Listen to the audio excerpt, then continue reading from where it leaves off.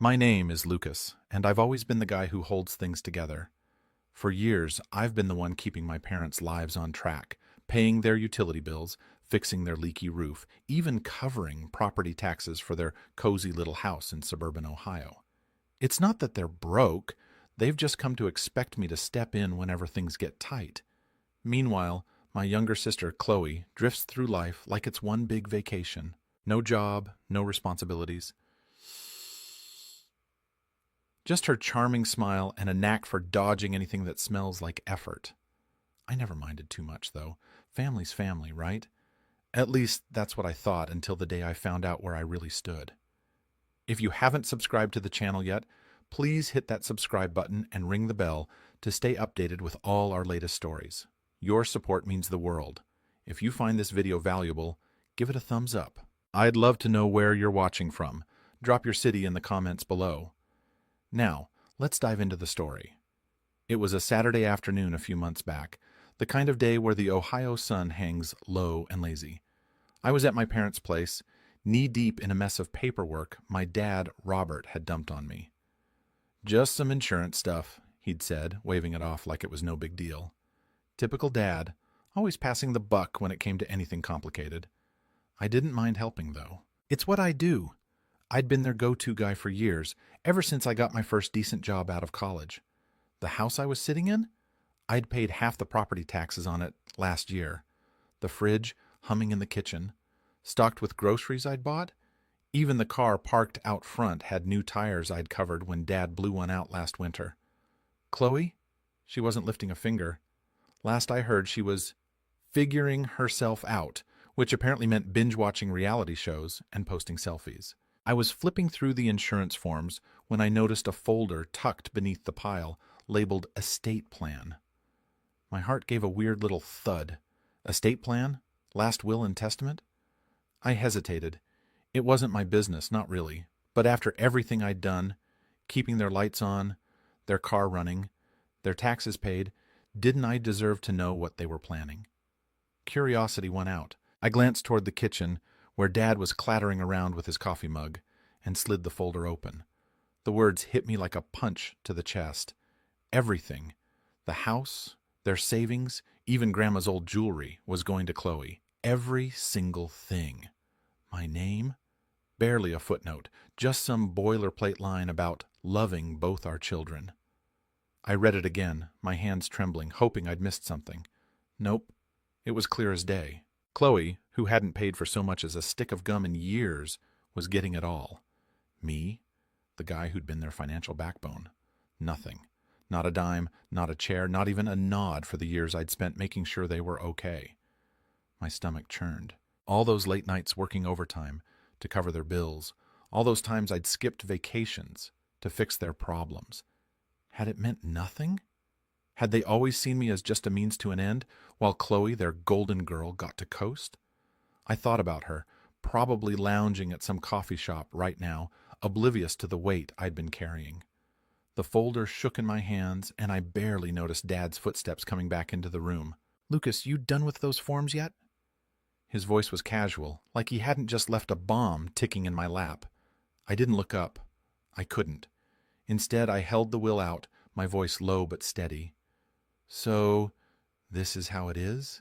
Everything to Chloe?" His face went pale, like he'd been caught stealing. For a second, I thought he'd deny it, pretend it was a mistake. But then he sighed, rubbing the back of his neck. "It's not what you think, son. Chloe, she needs it more. You're doing fine." Fine? Fine? I'd been pouring my life into keeping them afloat, and that's what I got? My jaw tightened. "I've paid your taxes, Dad, your groceries, your car. Chloe does nothing, and she gets everything?" He shifted, uncomfortable, his eyes darting away. "It's just a draft, Lucas. We're still figuring things out." "Figuring things out," I repeated, my voice colder now. "Looks pretty figured out to me." He didn't answer, just stood there, hands in his pockets, like he was waiting for me to back down, to say it was okay. But it wasn't okay, not even close.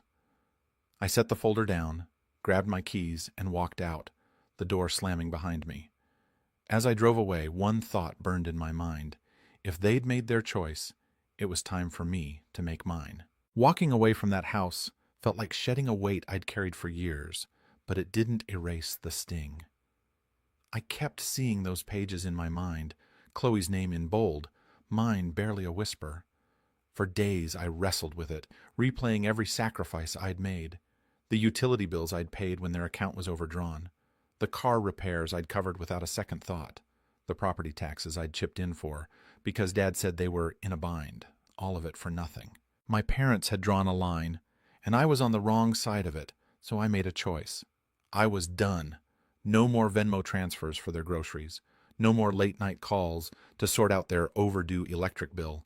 No more playing the dutiful son while they banked on Chloe's future. It wasn't easy. Every time my phone lit up with Mom's name, Grace, always with the perfect knack for guilt, I felt a pang. Her voicemails piled up, soft at first, then sharper. "Lucas, call me back. We need to talk." I didn't. For the first time in years, I let their problems be theirs. It was freeing, like stepping out of a cage, but it came with a shadow of doubt. Was I being too harsh? Was I abandoning them? Then I'd remember the will, and the doubt burned away. 2 weeks passed in silence, a tense kind of quiet I wasn't used to. I half expected them to show up at my apartment, banging on the door, but they didn't. Not yet. Instead, one afternoon my phone buzzed with a text from Mom. No greeting, no warmth, just a single line. "The electric bill is overdue." I stared at the screen, almost laughing at the audacity. After everything, they thought I'd just roll over? My fingers hovered over the keyboard, itching to let loose, but I kept it short. "Chloe's got it, right?" I hit send and waited. The response was instant. A call from Mom. I let it ring, watching the screen until it went dark. Her voicemail came through a minute later, her voice tight like she was trying to keep it together. "Lucas, this isn't like you. We're struggling here. Call me." Struggling? They weren't broke. They had savings, a pension. They just didn't want to touch it. Not when they'd always had me. I didn't reply. Let them figure it out. Then Chloe decided to weigh in. My phone lit up with her name, and I braced myself. Her text was pure Chloe. Zero self-awareness, and all entitlement. "You're overreacting, bro. It's just a will. Why make it a big deal?" I could picture her, sprawled on Mom's couch, typing without a care. My blood simmered. "Overreacting?" I typed back, fast, my thumbs hitting the screen hard. "You've never paid a dime for them, Chloe. I have, for years. And you get everything?" Her reply came quick, dripping with dismissal. "I deserve it.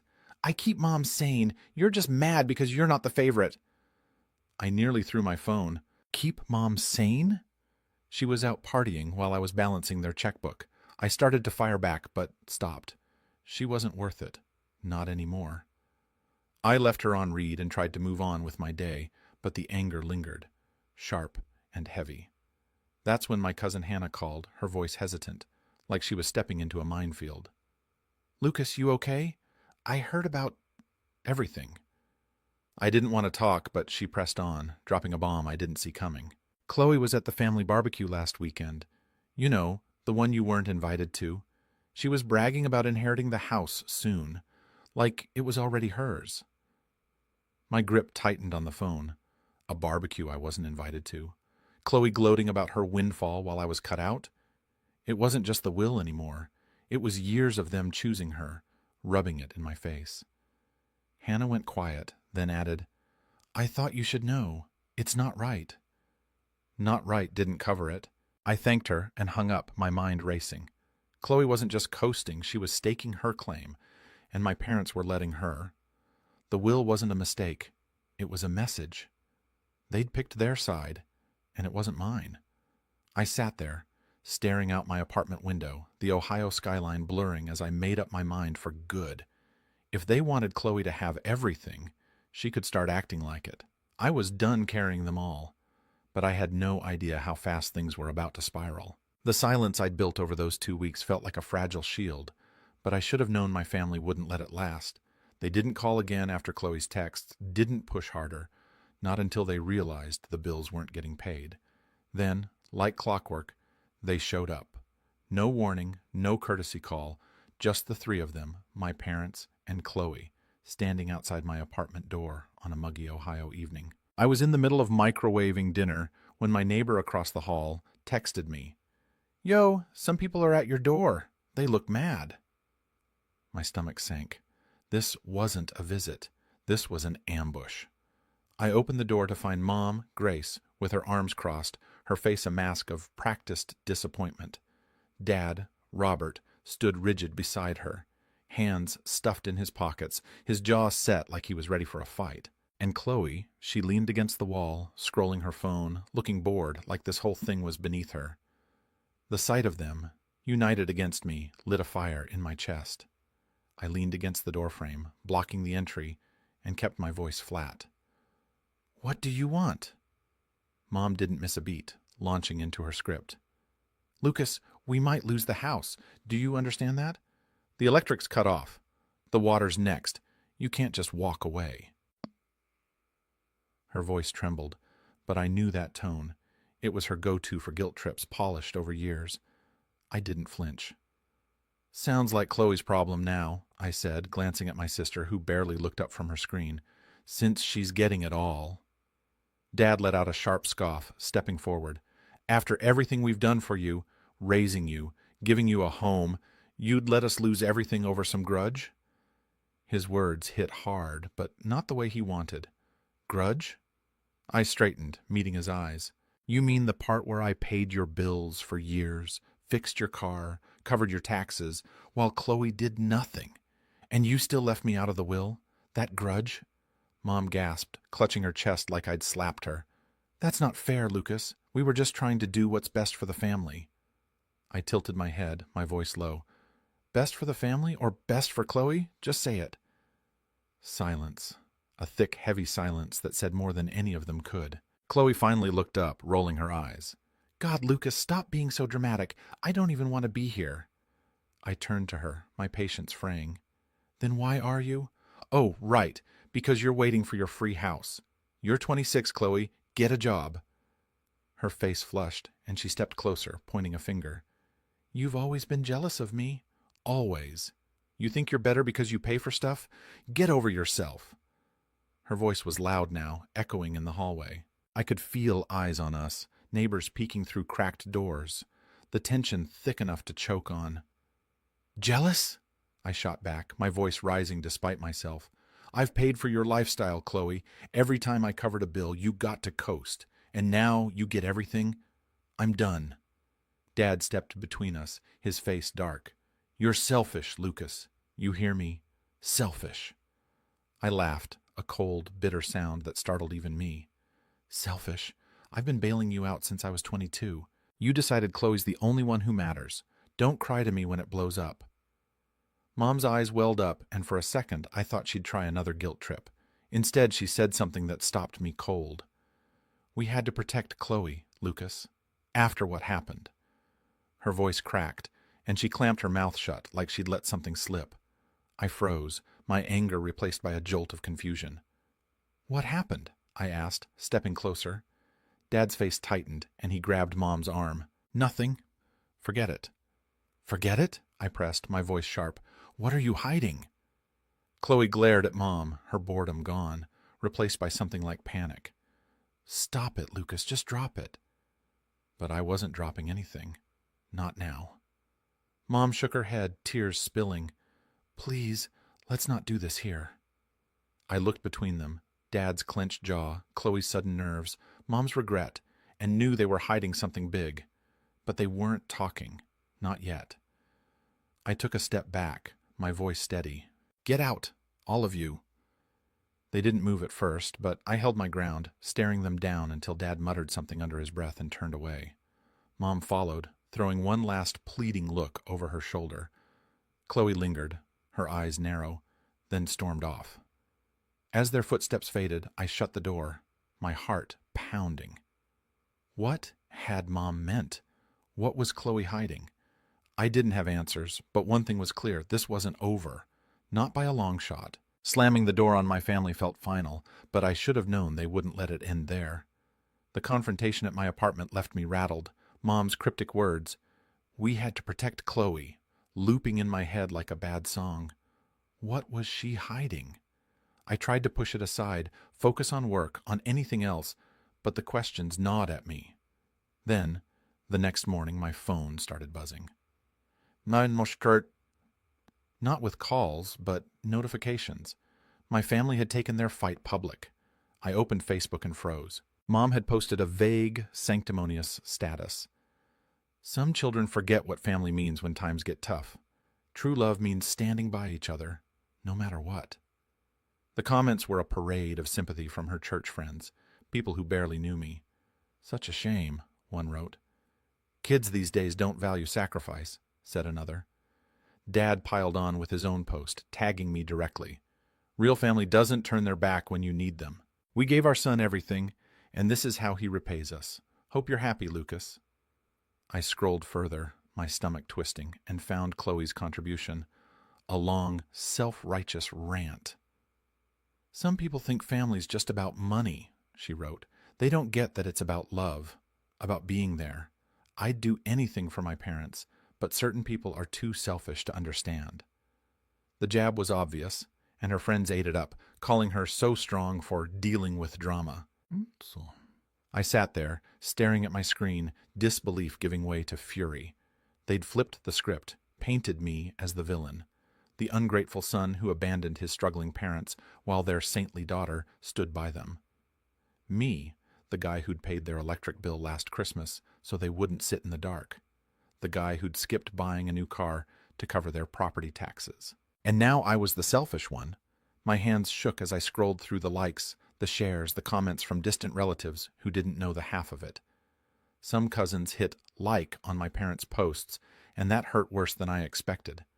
But others, friends, old coworkers, messaged me privately. This isn't right, Lucas, one wrote. What's going on? I didn't know where to start. I wanted to fire back, to expose every lie right then and there, but I stopped myself. Lashing out would only feed their narrative, make me look like the bitter son they claimed I was. Instead, I took a breath and opened my own Facebook page, the one I rarely used except to keep up with close friends. I started typing, slow at first, then faster, the words pouring out.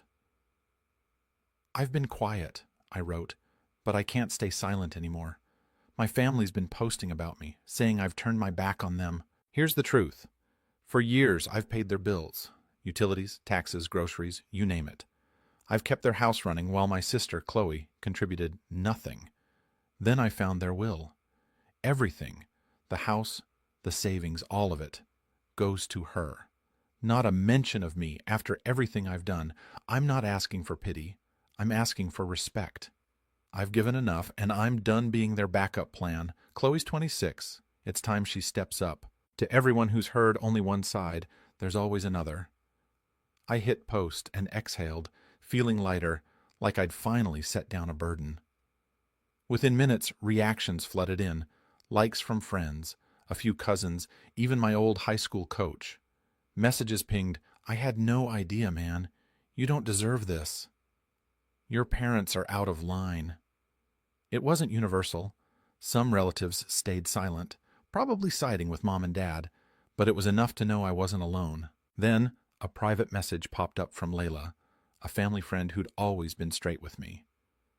Lucas, she wrote, I saw your post. I'm sorry, there's stuff about Chloe you don't know, from years ago in college. Ask your mom about it.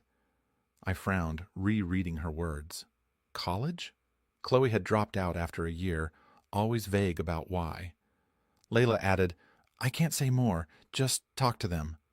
Then she went offline. My pulse quickened. Another hint about Chloe, just like Mom's slip at my door. What had happened? What were they shielding her from? I leaned back, the glow of my screen the only light in my apartment, and realized this wasn't just about the will anymore. There was something bigger, something they'd buried deep, and I was going to find out what it was. Layla's message burned in my mind all night, her words about Chloe's college days looping like a warning I couldn't ignore. What had happened back then? Why was it such a secret? I'd always known Chloe was a mess, flunking out, bouncing between dead-end jobs, but Mom and Dad's hints, plus Layla's cryptic note, pointed to something bigger, I needed answers. Not just for the will, but for me. Years of carrying their weight only to be sidelined deserved an explanation. So I called my cousin Hannah, hoping she'd know more. Hannah answered on the second ring, her voice cautious. "Lucas, you sure you want to dig into this?" I pressed her, saying I was done with half-truths. She sighed, then spilled what she'd heard from an aunt years ago. "Chloe got into trouble in college," she said. "Not just partying, something serious. A car accident, I think. Someone got hurt. Your parents bailed her out, paid a lot to make it go away. That's all I know." My heart thudded. An accident? Payments? I thanked her, hung up, and sat there, pieces clicking together. Had Mom and Dad drained their savings for Chloe back then? Was that why they'd leaned on me so hard all these years? It didn't excuse the will, but it raised questions I couldn't shake. I couldn't wait any longer. That afternoon, I drove to their house, the same Ohio split level I'd kept afloat for years. My hands gripped the wheel, nerves mixing with resolve. I wasn't here to fight. I wanted the truth. When I knocked, Mom opened the door, her face paling like she'd seen a ghost. "Lucas?" she whispered, stepping aside. Dad was in the living room, his newspaper forgotten, staring at me. Chloe wasn't there, but I didn't care. I stood in the doorway, arms crossed. "What happened with Chloe in college?" I asked, voice steady. "No more dodging. Tell me." Mom's eyes darted to Dad, who shook his head, but she ignored him, sinking onto the couch. "It was an accident," she said, her voice barely audible. "Her freshman year. She was driving late at night after a party. She'd been drinking." My breath caught. Drinking? Chloe? Mom pressed on, tears welling. "She hit another car. The other driver, a girl, was hurt bad. Broken ribs, a concussion. There was a lawsuit, but we settled it. Paid everything we had to keep it quiet, to keep her out of jail." Dad cut in, his voice gruff. "We had no choice, Lucas. She was 19. We couldn't let her life be ruined." I stood there, stunned, the room tilting. "So you covered it up," I said, my voice low.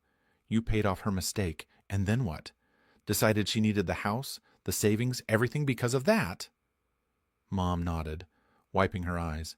"She's never been the same since. She blames herself, even now. We thought you were okay, Lucas. You always had it together. Chloe needed us more." "Needed you more?" I repeated, my voice rising. "I've been paying your bills for years because you were broke from saving her. And you repay me by cutting me out?" Dad stood, his face hard. "You were fine, Lucas. You didn't need our help. She did."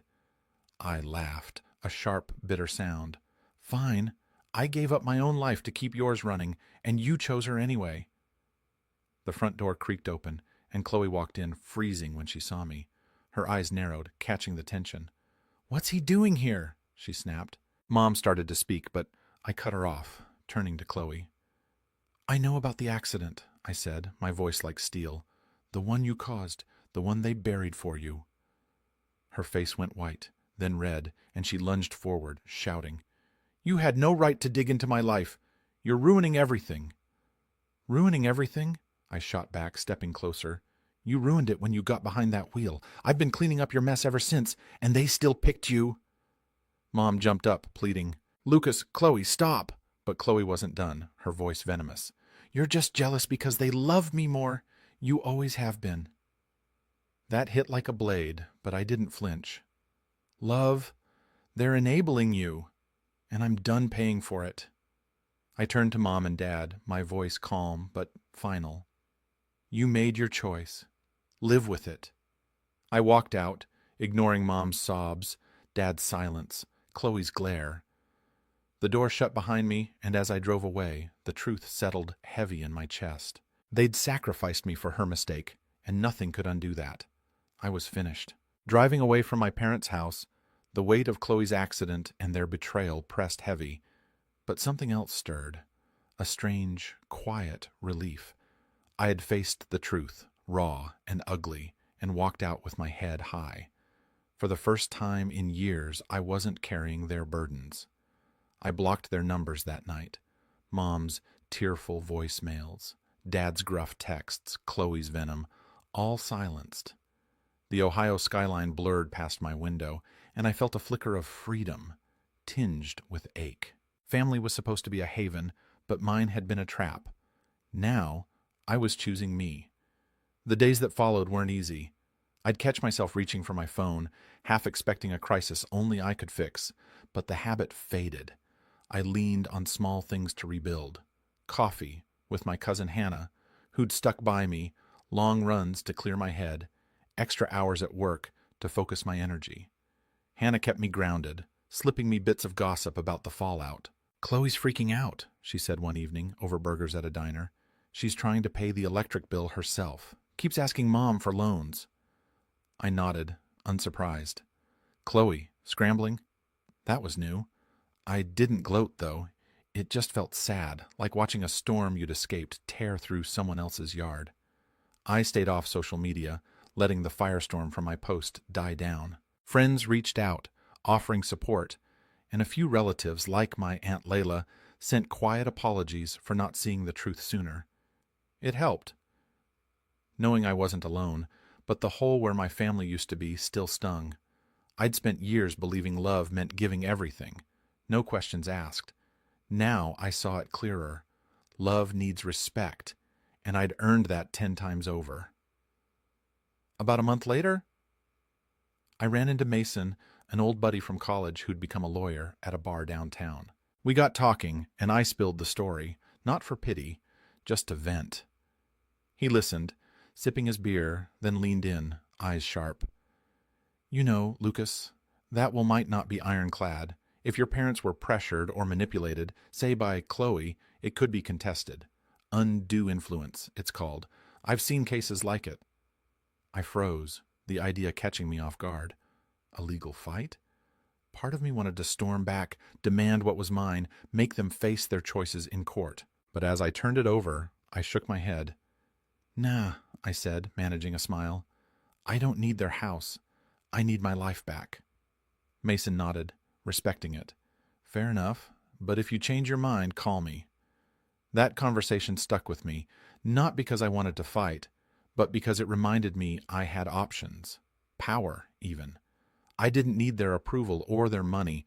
I'd built my own world, piece by piece, without them. The thought of Chloe sweating over bills, of Mom and Dad realizing their golden girl couldn't save them, was enough.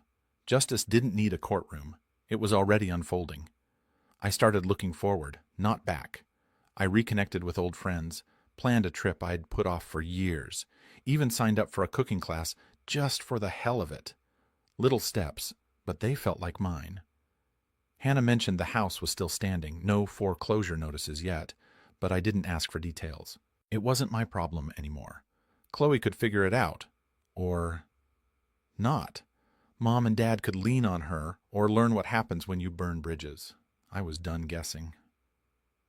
Looking back, I don't regret a thing. Cutting them off wasn't about revenge. It was about respect for myself. I gave them everything I had, and they threw it away.